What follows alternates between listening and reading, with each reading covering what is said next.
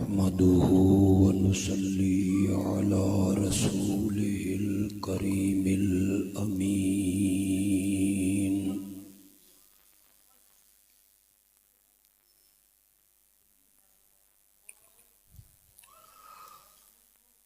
أما بعد فأعوذ بالله من الشيطان الرجيم.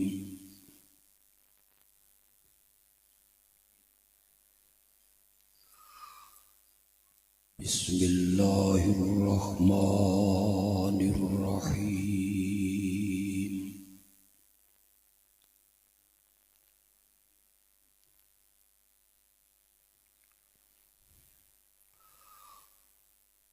والذين تدعون من دونه ما يملكون من قطمير.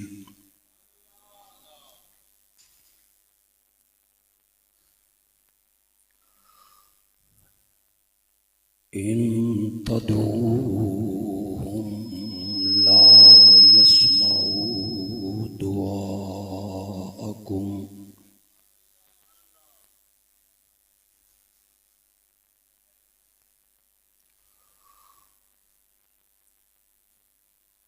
اللهم صل على سيدنا ومولانا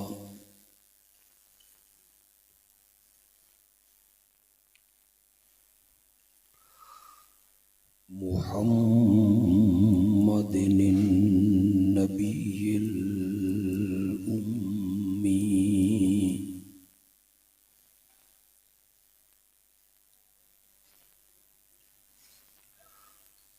وعلى آله وأصحابه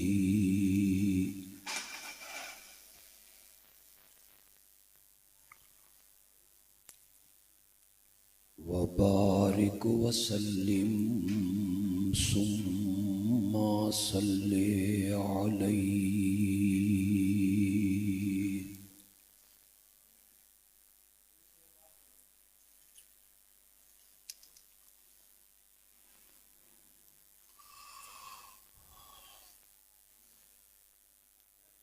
قرآن مقدس میں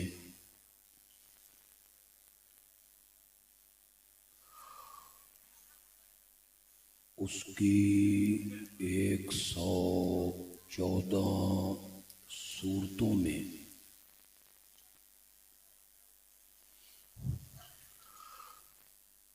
چھ ہزار 600 سے زیادہ آیتوں میں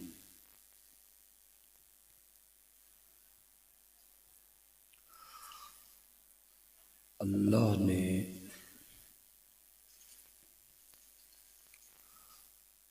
جس مسئلہ کے منوانے پر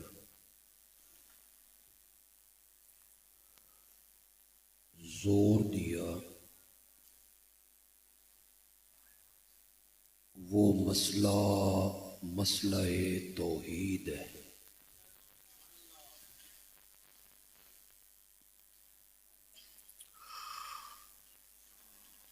ہر قسم کے دلائل دیے،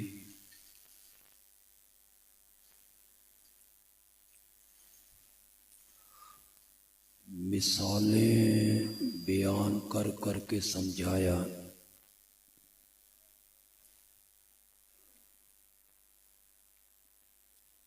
کہ اس کائنات کا الہ اور معبود صرف میں ہوں.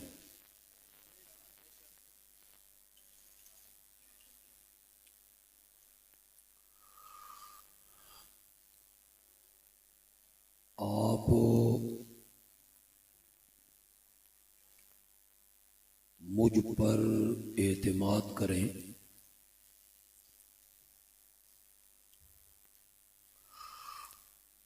میں نے قرآن کی تفسیر سبقاً پڑھی ہے.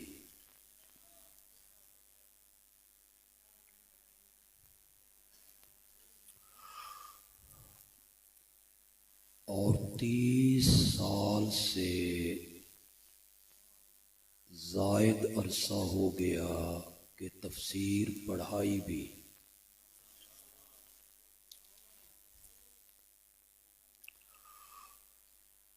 ایک ایک صورت میرے سامنے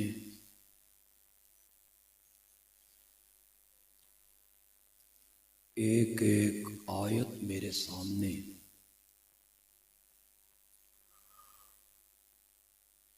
آپ یقین کریں کہ 114 صورتوں میں سے 80 صورتوں میں اللہ نے صرف مسئلہ توحید بیان کی،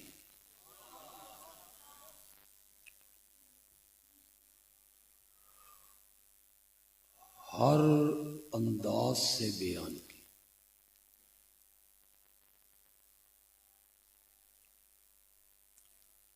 لوگوں کی دکھتی رگوں پہ ہاتھ رکھا،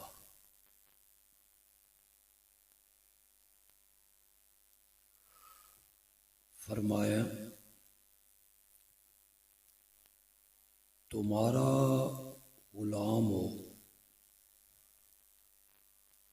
نوکر ہو، خادم ہو، ملازم ہو،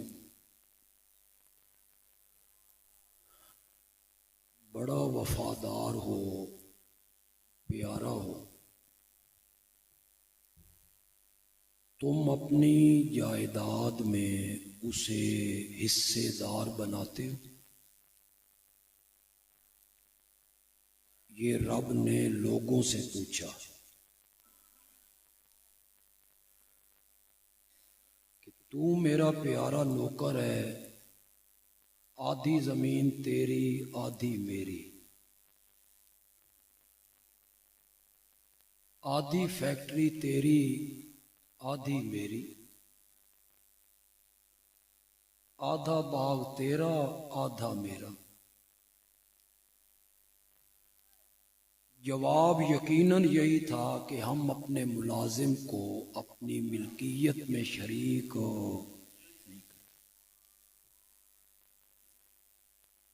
اللہ نے فرمایا تم اپنے پیارے ملازم کو اپنی ملکیت میں شریک نہیں بناتے ہو تو میں بھی اپنے پیاروں کو اپنی صفتوں میں شریک نہیں بناتا۔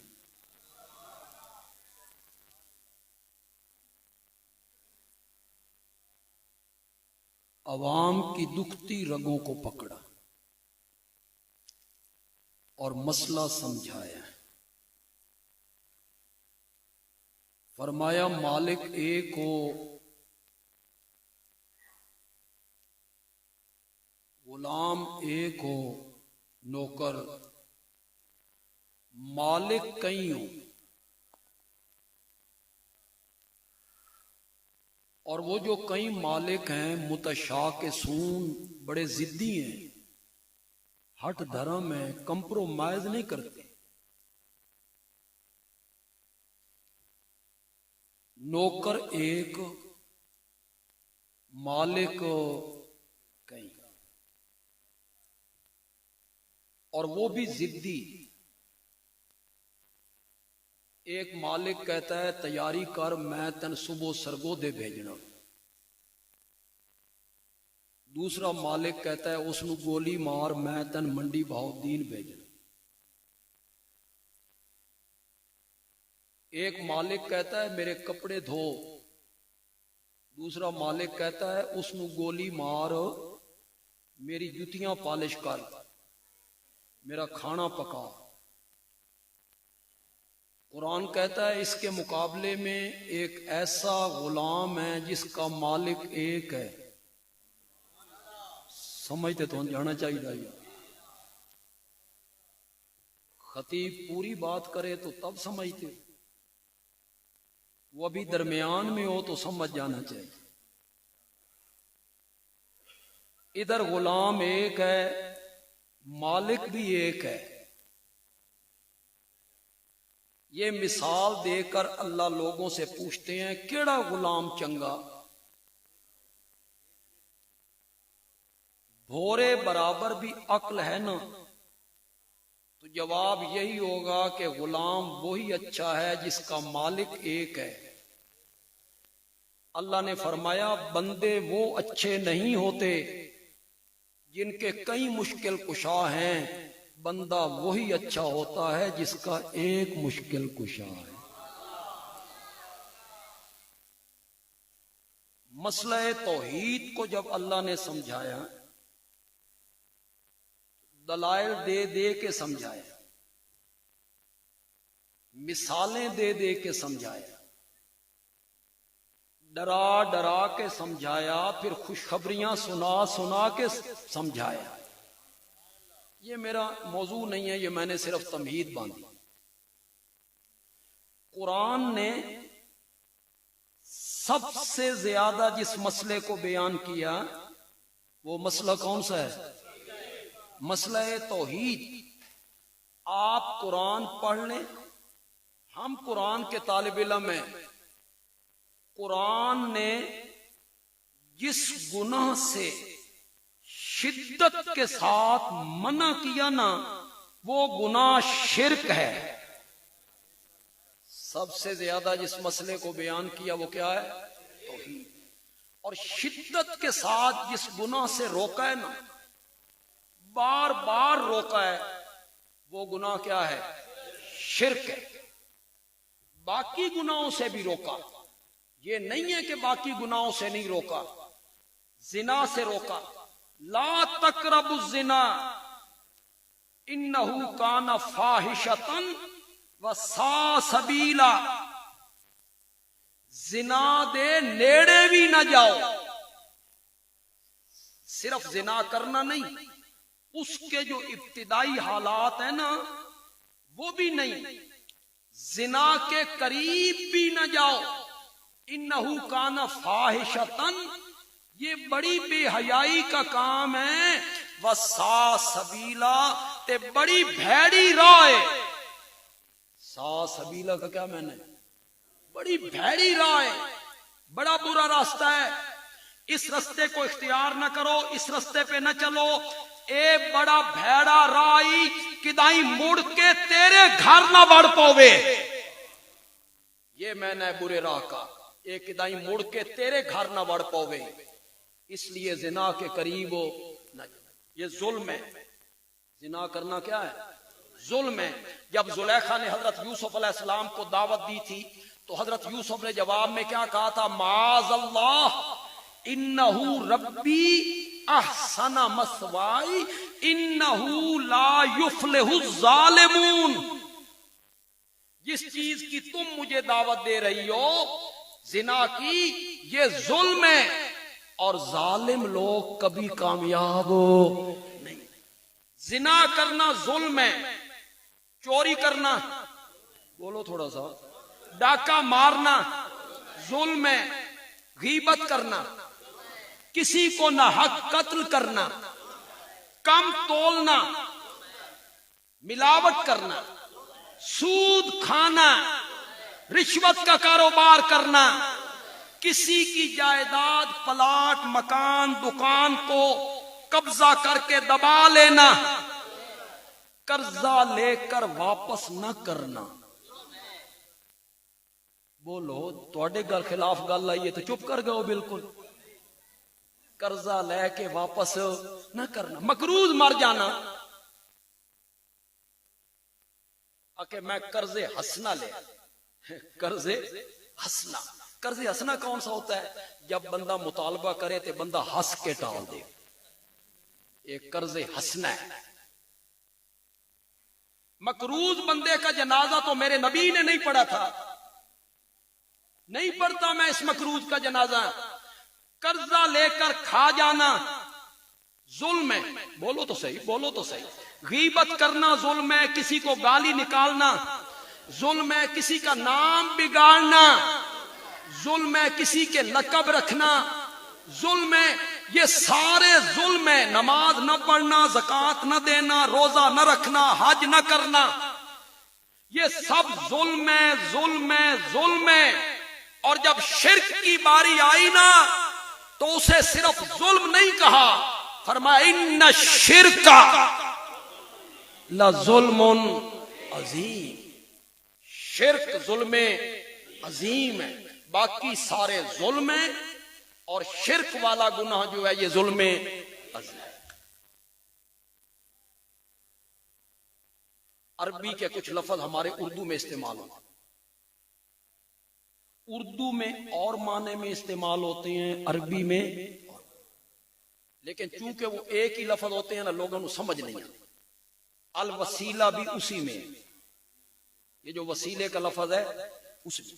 عربی میں جو وسیلہ ہے نا اس کا یہ معنی نہیں ہے جو اردو میں ہے۔ اردو میں وسیلے کا معنی ہے ذریعہ، کوٹھے تے چڑھنا ہوئے تے سیڑھی، بڑے افسر کو ملنا ہو تو چھوٹا افسر، یہ اردو کا وسیلہ ہے۔ عربی کا جو الوسیلہ ہے نا، آپ تمام مفسرین کی تفسیریں اٹھائیں، سب نے لکھا ہے التوسل التقرب الی اللہ بالایمان وبالاعمال الصالح، ایمان کے ذریعے اور اعمال صالحہ کے ذریعے اللہ کے قریب ہونا، یہ وسیلہ ہے۔ لیکن اردو میں استعمال ہو گیا، لوگوں کے ہتھے چڑھ گیا، لوگوں نے اسی معنی میں لے لیا جو اردو کے معنی میں استعمال ہوتا ہے۔ کوٹھے تے چڑھنا ہوئے تے پوڑ دی ضرورت ہے، تے رب نو ملنا ہوئے تو بزرگاں دی ضرورت ہے۔ رب ہو گیا کوٹھے آر، بزرگ ہو گئے پوڑی آر، اے چڑھ گیا اتے، یہ سیڑھی پہ چڑھ رہا ہے۔ یہ اردو میں ہے جناب، اردو میں۔ عربی میں الوسیلہ ہے التقرب الی اللہ، خدا گواہ ہے، تمام مفسرین کی تفسیریں اٹھائیں اور جنہوں نے اردو میں تفسیریں کی ہیں اٹھائیں، پیر کرم شاہ کی اٹھائیں، کوئی اٹھائیں، کسی مسلک کا عالم اٹھائیں تفسیر اس کی۔ التوسل کا کیا معنی کرتا ہے؟ التقرب الی اللہ بالایمان وبالاعمال الصالح، ایمان اور اعمال صالحہ کے ذریعے اللہ کے کیا ہونا؟ قریب ہونا۔ یہ حالے میں کسی کو سمجھ نہیں آندی تے اذان تو بعد علی دعا پڑھو تو نہیں آندی،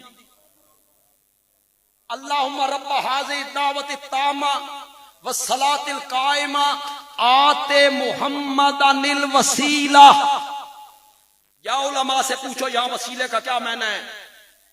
آتے محمد الوسیلہ، میرے آقا نے فرمایا جنت میں ایک مقام ہے، ایک محل ہے، ایک منزل ہے، اس محل کا نام ہے الوسیلہ۔ الوسیلہ اس محل کا نام ہے۔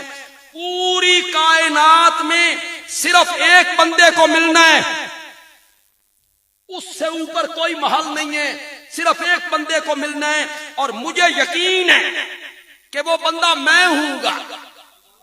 میری امت کے لوگوں، رب سے دعا کیا کرو کہ وہ جو الوسیلہ والا منزل ہے، محل ہے، وہ ہمارے نبی کو دینا۔ جو میرا امتی میرے لیے یہ دعا مانگے گا اس کی شفاعت مجھ پر واجب ہو گئی۔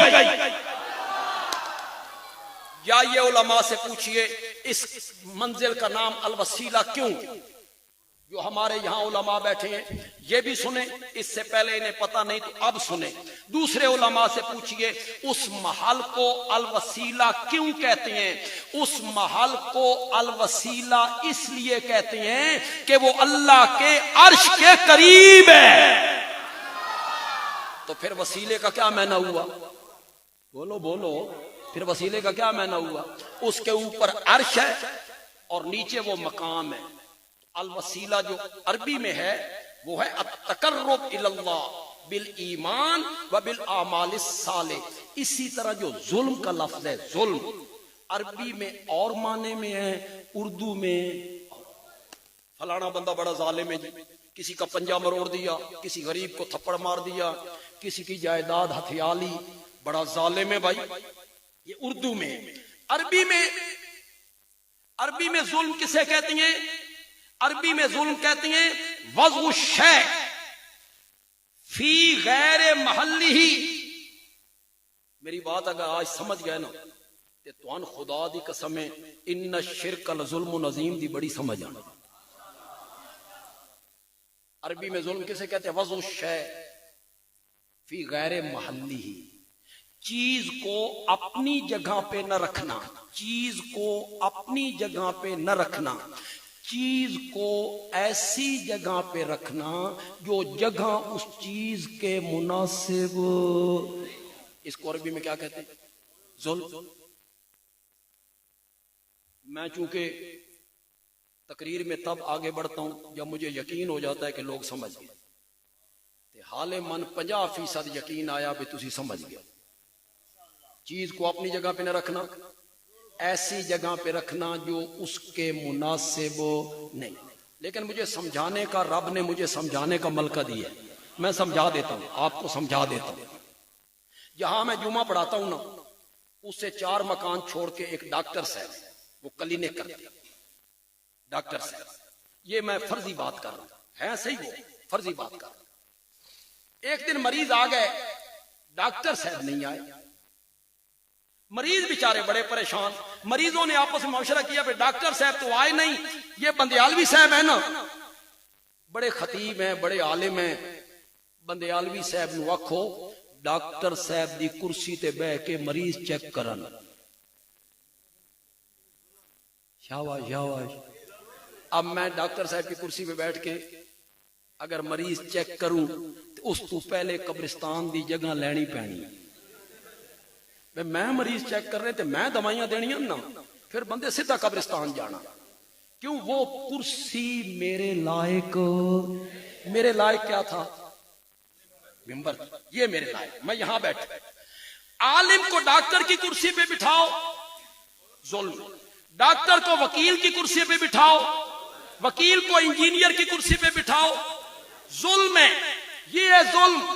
بندیالوی کو کہنے دو عالم ڈاکٹر کی کرسی پہ بیٹھے تو ظلم ہے، ڈاکٹر وکیل کی کرسی پہ بیٹھے تو ظلم ہے، وکیل انجینئر کی کرسی پہ بیٹھے تو ظلم ہے، جاہل بندہ ممبر پہ بیٹھے تو ظلم ہے.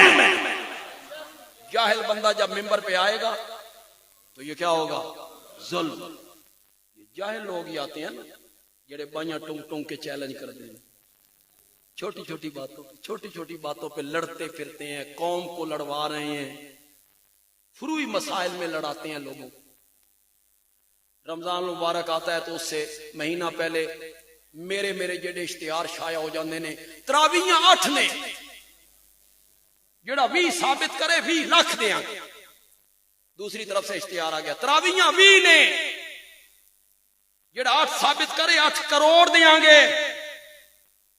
ایک یونیورسٹی کا بچہ دونوں اشتہار پڑھتا ہے، وہ کہتا ہے مولویوں لڑو، نہ میں 8 پڑھنی ہے نہ میں 20 پڑھنی، لڑو تے مرو. حال اس کا یہ تھا جڑے 8 پڑھ دیں وہ 8 پڑھ دے رہا تے جڑے 20 پڑھ دیں نہ وہ ان کو کچھ کہیں، نہ یہ، نہ ان پہ فتویٰ کوئی لگائیں نہ ان پہ کوئی فتویٰ لگائیں. اب ظلم کی تعریف آپ کو سمجھ آ گئی. چیز کو اپنی جگہ پہ نہ رکھنا، ایسی جگہ پہ رکھنا جو جگہ اس چیز کے مناسب نہیں ہے، لائق نہیں ہے. اگر ظلم اسے کہتی ہیں نا، پھر شرک سے بڑا ظلم کوئی نہیں. مجھے میاں وال کے لوگوں کی داد چاہیے ہوگی اس جملے پر، پھر شرک سے بڑا ظلم کوئی نہیں. اللہ کی صفتوں والی چادر، عالم الغیب ہونا، مختار کل ہونا، مشکل کشا ہونا، سجدے کے لائق ہونا، نظر و نیاز کے لائق ہونا، پکارے سننے والا ہونا، اللہ کی صفتوں والی چادر جو رب کے کاندھے پر سجتی تھی، اس چادر کو جب تم نبیوں ولیوں کے کاندھوں پہ رکھو گے تو ان شرک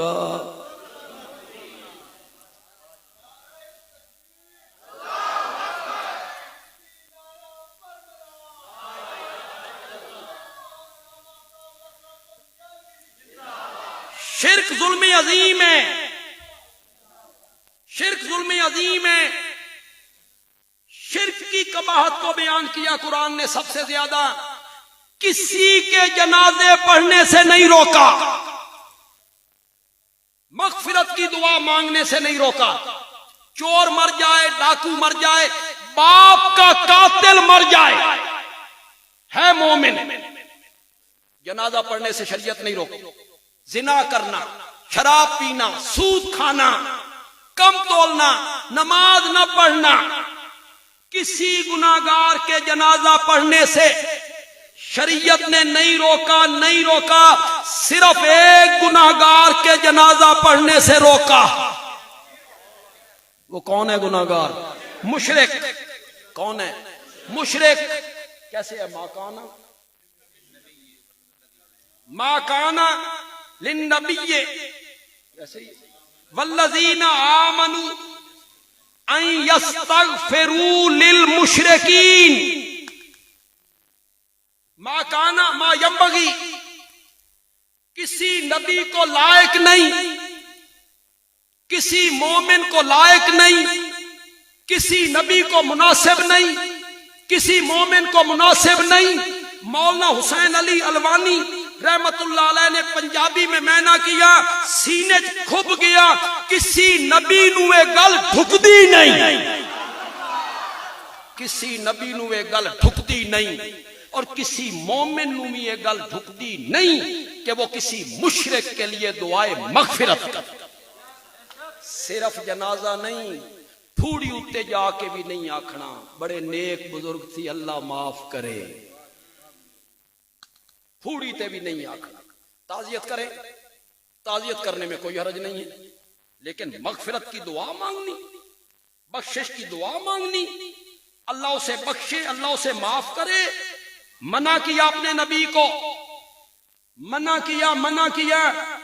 اس کی جو وجہ بندیالوی بیان کرے گا نا، شاید اس سے پہلے کسی نے نہ کی ہو. پسند آ جائے تو دعا کر دینا، مولا میں لوگاں دے وکھان واسطے پڑھ لین دے، مولا برادری چ نک بھی تے رکھنا، میرا کلیگ ہے، میرا پڑوسی ہے، میرا چاچا ماما پھپھی ماسی ہے، مولا من کھلو لین دے. اللہ نے فرمایا نہیں لب کھولنے. مولا کیوں؟ فرمایا تو جو مومن اور موحد بندہ ہے نا، تو میرا دوست ہے، تیرے نال من پیار ہے، تیرے نال من محبت ہے، تو میرا دوست ہے، تیری میری لڑائی چنگی نہیں لگدی. بولو تو صحیح یار، تیری میری لڑائی چنگی نہیں لگدی، تیرا میرا جھگڑا چنگا نہیں لگدا.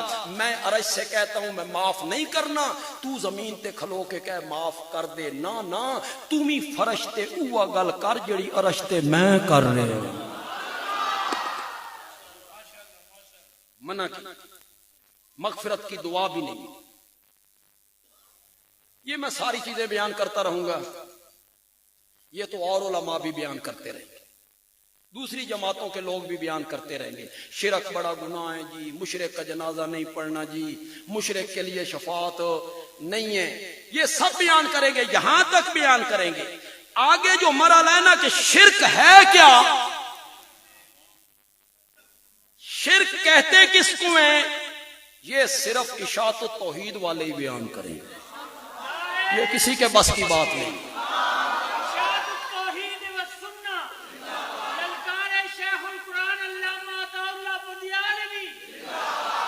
شرک ہے کیا، اسے کوئی بھی بیان نہیں کرے گا، اور بندیالوی بھی اپنی طرف سے بیان نہیں کرنا چاہتا. بندیالوی نہیں بیان کرنا چاہتا کہ اس کو شرک کہتے ہیں، شرک کی یہ تعریف ہے. بندیالوی بھی رب سے پوچھتا ہے، مولا تو بتا شرک کیا. کیوں بھائی اللہ دس سے یہ شرک ہے تو پھر کوئی جھگڑا رہ گیا. دوسرے مسلک کا کوئی میرا بھائی یہاں آیا ہے، ہمارے دوستوں کے ساتھ مل کے آ گیا ہے، بھئی چلو وہابیوں نے بھی سن لیں، وہ میری بات کو ذرا غور سے سن. کوئی لڑائی نہیں، کوئی جھگڑا نہیں. سورت فاطر ہے، سورت فاطر ہے، سورت فاتر کے پہلے اور دوسرے رکوع میں چلے جائیے. اللہ نے پہلے اپنی ملک کا ذکر کیا، قدرت کا، کاریگریاں. میں نے یہ بنایا، یہ بنایا، یہ بنایا، یہ بنایا، یہ بنایا. کرتے کرتے کرتے اللہ آخر میں کہتے ہیں لہل ملک، لہل ملک. حضرت شاہ عبد القادر محدث دہلوی رحمۃ اللہ علیہ میں نہ کرتے ہیں راج اسی کا ہے، راج، ملک بھی اسی کا، ملک بھی اسی کا، ہر چیز پر مالک قادر وہی ہے. دو سمندروں کو ملا کے چلایا، درمیان میں اندیکھا پردہ رکھا، انہیں ملنے نہیں دیتا. یہ ساری کاریگریاں اللہ نے وہاں ذکر کی. پھر اپنے ملک اور ملک کا ذکر کیا. اس کے بعد رب نے منفی لہجہ اختیار کر لی. پہلے مثبت لہجہ، میری طرف دیکھیں، میری طرف دیکھیں. پھر رب نے منفی لہجہ اختیار کیا. کیا کہا؟ والذین تدعون من دونہ ما یملکون من قطمیر. میں مانا کروں گا، پھر آپ کو نظر تو مجھے آپ صحیح نہیں نظر آ رہے، آپ کی آواز بتائے گی بے مانا صحیح کیتا بندیالوی یا نہیں. جن جن کو میرے سوا تم پکارتے ہو،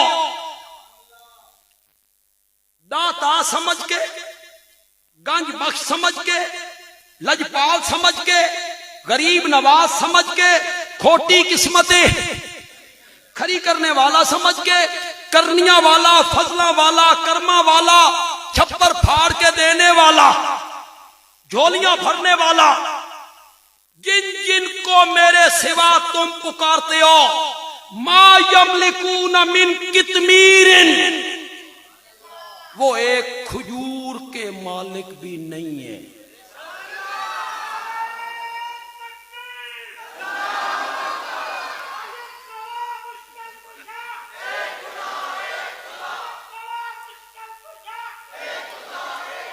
اور ٹھہرے جا، تھوڑی اطلاع واسطے عرض ہے کہ میں معنی صحیح نہیں کیتا. قطمیر کا معنی کھجور ہوتا ہے، کھجور ہوتا ہے. قطمیر کا معنی گٹھلی ہوتا ہے. گٹھلی کو قطمیر کہتے ہیں نہیں. گٹھلی کے اوپر جو ایک باریک سا پردہ ہے، اس باریک پردے کو قطمیر کہتے ہیں. اللہ کہتے ہیں جن کو تو مالک و مختار سمجھ کے پکارتا ہے نا، کھجور کی گٹھلی کے اوپر جو باریک سا پردہ ہے وہ تو اس کے بھی مالک کوئی نہیں ہے.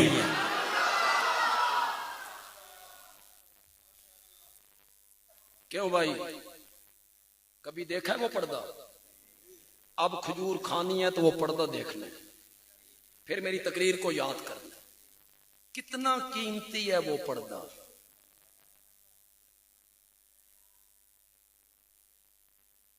میاں والدہ کو یڑتی ہے تے اٹھے میرے نال سودا کرے.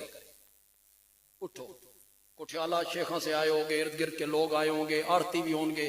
اٹھو، میں لاکھ پردے اکٹھے کرداں، تو 100 روپے دے لے. ایڈی نکمی شے. اگلی بات جو بندیالوی کہنے لگا، شاید اس سے پہلے کسی نے نہ کہی. ایڈی نکمی شے، لاکھ پردے اکٹھے کرو تے 100 روپے دے نہ وکن. مولا تو گٹھلی تے چڑھایا کیوں؟ اللہ نے فرمایا میں نے پردہ گٹھلی پہ اس لیے چڑھایا تاکہ گٹھلی کی جو کھٹاس ہے نا وہ کھجور کی مٹھاس کی طرف نہ چلی جائے. مٹھاس ادھر نہ آئے، مٹھاس کھجور کی گٹھلی کی طرف نہ آئے، گٹھلی کی کھٹاس کھجور کی مٹھاس کی طرف نہ چلی جائے. میاں وال کے لوگوں کا امتحان لینا چاہتا ہوں، نیچے والی چیز اوپر نہ جائے. اوپر والی چیز نیچے نہ جائے، پردہ اس لیے چڑھایا ہے، اسی پردے کو عربی میں برزخ کہتے ہیں۔ اس کا نام کیا ہے؟ برزخ۔ مرج البحرین یلتقیان بینہما برزخ، برزخ دو سمندر ملا کے چلائے، میٹھا پانی کڑوا پانی، ان دونوں کے درمیان برزخ ہے، برزخ ہے۔ مولا یہ برزخ کیا ہے؟ فرمایا میٹھا پانی ادھر نہ آئے، کڑوا پانی ادھر نہ جائے۔ وَمِن وَرَائِهِمْ برزخون، مرنے کے بعد بھی برزخ ہے، ادوں دا بندہ ادے نہ جائے تے ادوں دی روح ادے نہ۔ پتہ نہیں سمجھو کہ نہیں سمجھو؟ تو سو ہر جمعرات نو رلائی کھڑے، جمعرات کو نہیں تو پھر شب برات کو روحیں آتی ہیں، منڈیر پہ آ کے بیٹھی ہوتی ہیں۔ کیوں؟ بیا ٹکر تے ساگ رکھ کے مولوی دے گھر پہنچاؤ، اساں جنت چوں آئیں۔ روحیں آئیں کہاں سے ہیں؟ آئیں جنت سے ہیں روحیں۔ مولا کہنا تو یہ چاہتا تھا ما یملکون من شیء، وہ کسی چیز کے مالک نہیں۔ ما یملکون من ذرۃ، وہ کسی ذرے کے مالک۔ بولو تو صحیح ہے رضا۔ جو آپ جب اللہ کی توحید بیان ہو تو سنا کرو، چہرے پہ مسکراہٹ لاؤ۔ خدا دی قسم اللہ عرش تے بہ کے فرشتے اج فخر کر رہے ہوندا ہے کہ دھرتی پر میری توحید بیان ہو رہی۔ توحید بیان ہوتی کہاں ہے؟ ہر جگہ شرک ہی شرک ہے۔ توحید کی آواز ورلی ورلی، تو توحید کی آواز لگے تو چہرے پہ بشاشت لاؤ، بندیالوی مانا کرنے لگا ہے، لطف آ جائے تو ہاتھ بلند کر کے دعا کر دو۔ مولا آکھنا تے چاہنا نا کسی چیز کے مالک نہیں، کسی ذرے کے مالک نہیں، تے ایڈا لمبا چکر لائی، کھجور، گٹھلی، پردہ۔ فرمایا ہاں، کھجور کو سمجھ قبر کی طرح، گٹھلی کو سمجھ میت کی طرح، پردے کو سمجھ کفن کی طرح۔ میرے سوا جن کو تم پکارتے ہو وہ تو اپنے کفنوں کے مالک بھی کوئی نہیں۔ ما یملکون من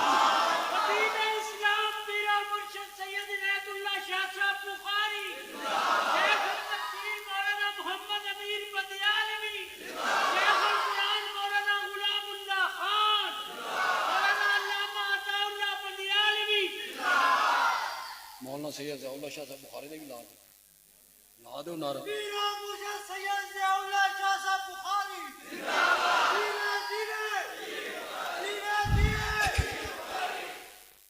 جاؤ اپنے علماء سے مسئلہ پوچھو، میت کفن کا مالک ہے؟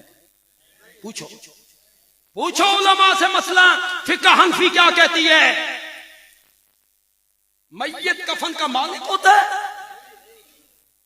ایک لاوارث آدمی مر گیا، لوگوں نے تلاشی لی، کچھ نہیں چھوڑیا، کفن دفن کرنا ہے، کیا کریں؟ ایک آدمی آیا، اس آکھیا میں زکات دینی تے زکات دے پیسے نال کفن لو۔ علماء سے پوچھو زکات کے پیسوں سے کفن لیا جا سکتا ہے؟ نہیں لیا جا سکتا۔ اس کی وجہ کیا ہے؟ کہ زکات کی تعریف یہ ہے یا تملیک العین بلا عبس، دوسرے کو مال کا مالک بنانا، فقیر کو، مسکین کو، یتیم کو، جس کو زکات دے رہے ہیں اس کو اس مال کا کیا بنانا؟ مالک بنانا، مالک بنانا۔ چونکہ میت مالک نہیں بن سکتا اس لیے زکات کی رقم سے کفن۔ جائیے علماء سے پوچھیں، میت اپنے کفن کا مالک ہو۔ ما یملکون من قطمیر، وہ کھجور کی گٹھلی کے اوپر جو باریک سا پردہ ہوتا ہے اس کے مالک نہیں۔ ان تدعوہم، اگر تم ان کو پکارو لا یسمعوا دعاکم، وہ تمہاری پکارے نہیں سنتے، وہ تمہاری پکارے نہیں سنتے۔ یہاں دور نزدیک کا سوال نہیں ہے، دور سے پکارو تب بھی نہیں سنتے، قریب سے پکارو تب بھی نہیں سنتے۔ لا یسمعوا دعا، یہ نہیں ہے کہ دور سے نہیں سنتے ہیں، قبر کے اوپر کھڑے ہو کے پکارو تو پھر سنتے، دیکھتے بھی ہیں سنتے بھی۔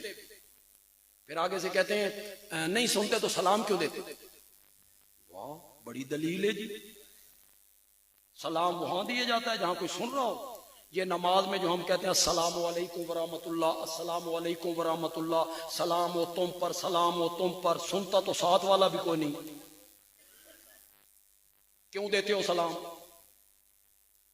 یہ دعا ہے، دعا، اور دعا میں کوئی ضروری نہیں کہ جس کو دعا دی جا رہی ہو وہ، اور اگر یہ اس طرح کا سلام ہے جو ہم آپس میں دیتے ہیں تو میرے بھائی سلام کرنا سنت ہے، جواب دینا تو پھر جواب دیتے ہیں کہ نہیں دیتے؟ کہتا ہے دیتے ہیں، دیتے ہیں، تو سنتا ہے؟ کہتا ہے میں ان کا جواب نہیں سنتا، وہ میرا سلام، فاصلہ برابر ہے، فاصلہ برابر ہے، وہ میرا سلام سنتے ہیں، میں ان کا جواب نہیں سنتا۔ میں آخیا پہلے فیصلہ کرو تواڈے دوواں وچوں مردہ کون ہے؟ وہ قبر والا یا تو؟ وہ سن رہا ہے؟ یاد رکھیے گا اشاعت التوحید نے جو آپ کو نظریہ دیا، انتقال کے بعد کوئی نبی ہو یا کوئی ولی ہو یا کوئی شہید ہو یا کوئی پیر ہو یا کوئی فقیر ہو یا کوئی عالم ہو، وہ دنیا والوں کا نہ سلام سنتا ہے، نہ پیغام سنتا ہے، نہ کلام سنتا ہے۔ اسے کوئی پتہ نہیں کہ میری قبر پہ کون آیا کون نہیں آیا، کس نے سلام کیا کس نے نہیں۔ اس کے ہمارے پاس دلائل ہیں اور بڑے وزنی دلائل۔ میں نے حدیث پڑھی تھی شمس المحدثین حضرت مولانا قاضی شمس الدین رحمت اللہ علیہ، حضرت شاہ جی نے بھی انہی سے پڑھا، بڑے بڑے ہمارے علماء نے انہی سے پڑھا، میں نے بھی ان سے حدیث پڑھی۔ وہ ساتھ ترجمہ بھی پڑھاتے تھے، وہ ساتھ قرآن کا ترجمہ بھی پڑھاتے تھے۔ بات سننے والی آج میں نے بہت سی نئی نئی باتیں آپ کو بتائی۔ انہوں نے یہاں گفتگو کی، وہی گفتگو میں نقل کر رہا ہوں، اس میں میرا کوئی کمال نہیں۔ دعا دینی ہے تو انہیں دینی، اللہ ان کی قبر کو منور فرمائے، رحمت کی برکھا بس۔ حضرت قاضی صاحب نے فرمایا ہمارے ملک میں کچھ لوگ ہیں جو کہتے ہیں مردے نہیں سنتے، جیسے ہم میں برملا کہتے ہیں کہ مرنے والے نہیں سنتے، نہ قریب سے نہ نہیں سنتے۔ پہنچنا ہے آپ نے، یہ جو بات ہے نا میں اس کو ظاہر نہیں کروں گا، آپ پہنچیں گے صحیح، آپ کا جواب مجھے بتائے گا بے میاں والد لوگ سمجھ گئے۔ کچھ لوگ ہیں جو کہتے ہیں مردے نہیں سنتے، کچھ لوگ ہیں جو کہتے ہیں مردے سنتے ہیں۔ قاضی صاحب نے فرمایا جو کہتے ہیں مردے نہیں سنتے انہوں نے بھی مر کے نہیں دیکھا،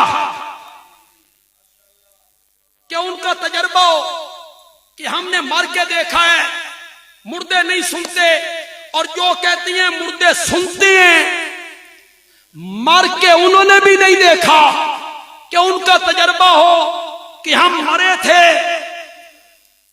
ہم نے سنا تھا۔ جو کہتی ہیں سنتی ہیں مر کے انہوں نے بھی نہیں دیکھا، جو کہتی ہیں نہیں سنتے مر کے انہوں نے بھی نہیں دیکھا۔ جس نے 100 سال مر کے دیکھا تھا نا وہ کہتا ہے کہ نہیں سنتے۔ حضرت قاضی صاحب کے نام کا نعرہ لگاؤ جا۔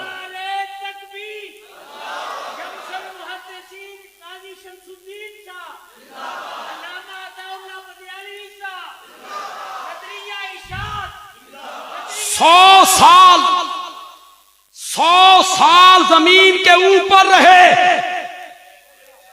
دفن بھی نہیں ہوئے، ہے بھی اللہ کا پیغمبر، نام ہے اس کا حضرت عزیر۔ 100 سال کے بعد اللہ نے اٹھایا، کم لبستا، کتنا ٹھہرے ہو؟ لبسنا یومن، صحیح کہہ رہے ہیں، ایک دن رہے تھے۔ اور پیغمبر جھوٹ تو بول نہیں سکتے، معصوم ہوتا ہے، گناہوں سے کیا ہوتا ہے؟ معصوم ہوتا ہے، پاک ہوتا ہے۔ 100 سال میں 100 مرتبہ گرمیاں آئیں، 100 مرتبہ سردیاں آئیں، 100 مرتبہ خزاں، 100 مرتبہ بہار، 36,000 مرتبہ دن چڑھا، 36,000 مرتبہ رات چھائی، بادل آتے رہے، گرجتے رہے، بجلی چمکتی رہی، بارش پڑتی رہی، اولے برستے رہے، زلزلے آتے رہے، پرندے چہچہاتے رہے، اور فوت شدہ پیغمبر زمین کے اوپر ہے، اسے کوئی آواز سنائی، اسے رات کے آنے کا، دن کے آنے کا، سردیوں کے آنے کا، گرمیوں کے آنے کا، دھوپ کے پڑنے کا، سائے کے آنے کا اس پیغمبر کو پتا نہیں۔ ان تدعوہم لا يسمعوا دعاءکم۔ خدا کی قسم مجھے کبھی کوئی بڑا تعجب ہوتا ہے جو لوگ کہتے ہیں مردے سنتے ہیں، مردے سنتے ہیں۔ میاں والا لو سچی سچ گل کرو، آپ دکان پہ بیٹھے ہوں اور ایک بندہ موٹر سائیکل پہ یار وہ کہے یار میں قبرستان تو گزر کے آیا میں ویکھیا مردے تاش کھیڑتے پے، ہنسنے لگ گئے ہو یار۔ اس بندے نے مزاق کیا نا، میں یار قبرستان سے گزر کے آیا، میں نے دیکھا مردہ قبر سے نکلا، موٹر سائیکل کو کک ماری، یہ گیا وہ گیا، مزاق ہے نا۔ میں نے دیکھا مردے قبروں سے نکلے، قریبی ہوٹل پہ گئے، چائے پی رہے تھے۔ میرے بھائی جس طرح کوئی بندہ تجھ سے کہے نا مردے چائے پیتی ہیں تو یہ مزاق ہے، مردے تاش کھیلتی ہیں مزاق ہے، مردے موٹر سائیکل چلاتی ہیں مزاق ہے، اسی طرح جو کہے نا مردے سنتے ہیں اس پہ بھی ہنس پڑا کرو۔ ادھر مردے ادھر سن۔ میرے والد صاحب کہا کرتے تھے، میرے والد صاحب بھی میاں وال میں پڑھ کے گئے۔ میاں وال کی گلیاں جو ہے نا یہ بڑی مبارک گلیاں ہیں، ان میں شیخ القرآن شاہ جی، حضرت قائی صاحب، مولانا طاہر پنج پیری سارے یہاں پھرتے رہے انہی گلیوں میں، اور آپ کے گھروں کا نمک انہوں نے کھایا۔ آپ کے جو آبا و اجداد تھے نا ان کے گھروں سے روٹیاں ان کی آیا کرتی تھی، یقیناً انہیں اس کا ثواب ملتا ہوگا، یقیناً ثواب ملتا ہوگا۔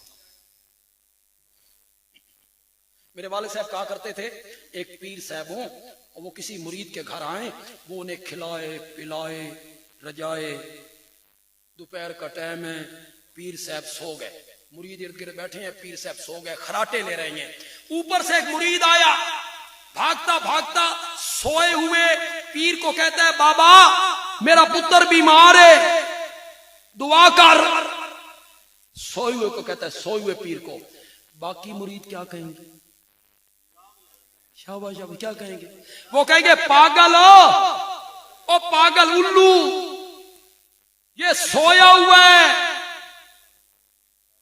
اگلی گل تو یار سمجھ آنی چاہیے، یہ سویا ہوا ہے، تیری بات نہیں سنتا، سانس آ رہا ہے سانس جا رہا ہے، خراٹے لے رہا ہے، نہیں سنتا ہے، یہ لے پھوک بالکل نکل گئی۔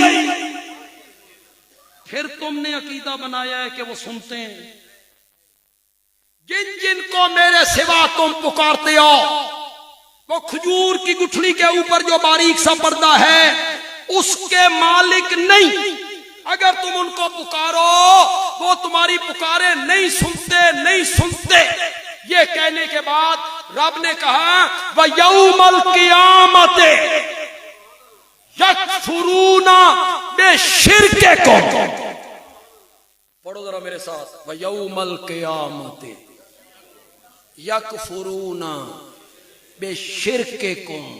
قیامت کے دن وہ بزرگوں تمہارے اس شرک کا انکار کر دیں گے، تمہارے اس شرک کا انکار کر دیں گے۔ یہ قرآن نے شرک کس کو کہا؟